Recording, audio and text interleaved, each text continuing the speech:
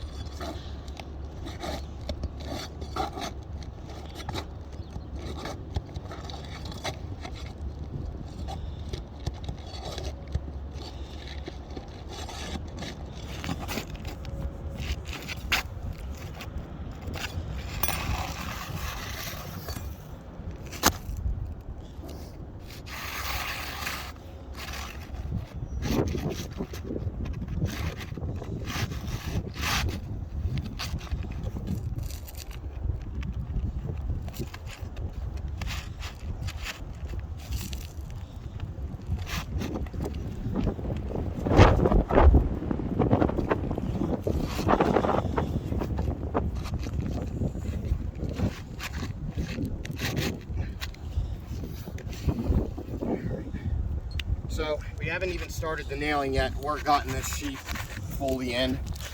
As you can see, we've already started having scarring happen on these other shingles. It's my professional opinion that this roof is too brittle for just a repair.